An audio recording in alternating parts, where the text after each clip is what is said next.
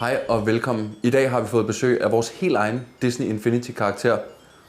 Det er den lille labre hund, Batman hedder den, som skal udstoppes i morgen.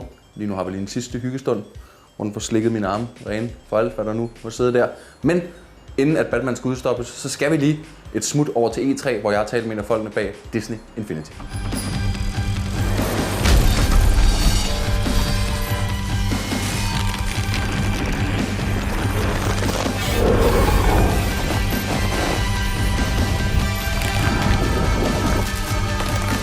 John, you're here with Disney Infinity. Right. You're a new franchise within a big franchise, and you're trying to take up the fight with Activision's title, obviously, Skylanders. Sure. How does it feel it's going so far? So far, it's going extremely well. I mean, the game looks great. It's a lot of fun. I mean, we've put our heart and soul into this, and the toys are just a lot of fun to play with. Yeah. You obviously have a huge catalog of stuff that you could put into the game. What besides that was stuff that you thought, we need this in the game or this in the game to differentiate yourself? You know, everybody at the office is a Disney fan of their own thing. Everyone has a favorite, you know? And so ultimately we wanted to pick the stuff that made for a great video game and that the fans really wanted. And you know, we're going to continue to deliver additional content ongoing for years to come. So hopefully we'll get to everybody's favorite. What to you justifies that there's room enough for another game in a similar, very small genre? You know, I think that we're kind of we're independent of almost any genre. I mean, Infinity has, it's a racing game, it's also a combat game, it's a platforming game, and it's a game that allows you to build your own worlds and your own games, which is really pretty unique, and something we're excited to see how the fans like.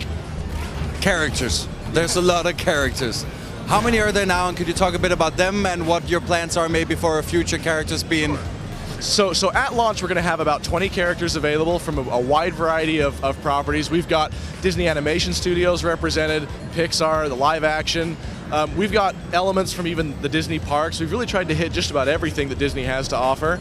And so we've got about 20 at launch, and we're going to continue to roll those out on a regular basis until, I don't know, forever, I hope.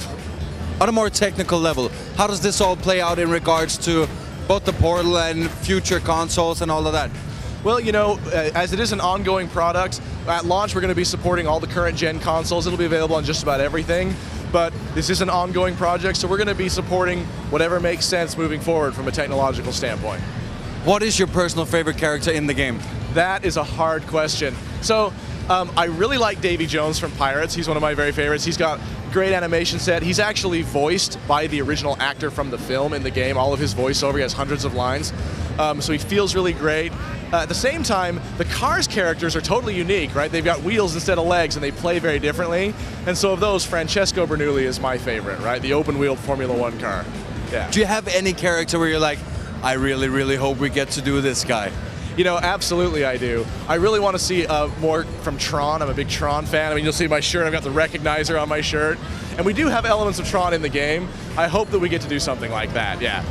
Just price-wise, and where you could see yourself maybe differentiating yourself, is that a place where you said, okay, we need to maybe price-wise be lower in this or higher in that? You know, those really weren't my decisions as a producer. I was mostly making the game. But at the same time, I think that kind of the high-level goal is let's just deliver high-quality content at a competitive price. It's something that makes sense for the market, and see what happens. You know, I think that the fans are going to glom onto it and really like it, and I think that we're delivering a good value. You're almost opposite of Activision, who has Skylanders. If the Activision people came over and said, hey, do you want to make an Infinity Skylanders baby and we can do this game together? What would you say? You know, I think Disney has plenty of intellectual property to use itself. I don't know that we really need anybody else to get the real challenge is how do we decide what that Disney has to offer to put in the game? We're not hard up for content. Just briefly and short and sweet, what is the reason you see that people should go out and buy this game?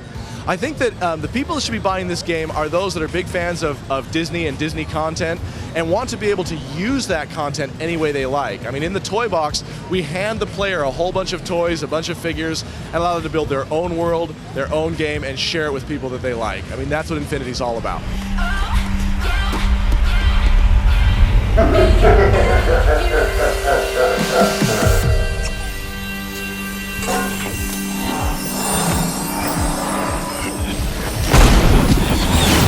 Det var alt over for E3, og som I kan se, så er Batman ved at få sit sidste måltid, ligesom folk, der sidder i fængsel og skal henrettes.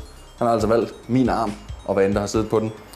Velbekomme Batman. Next stop, Disney Infinity. Hej.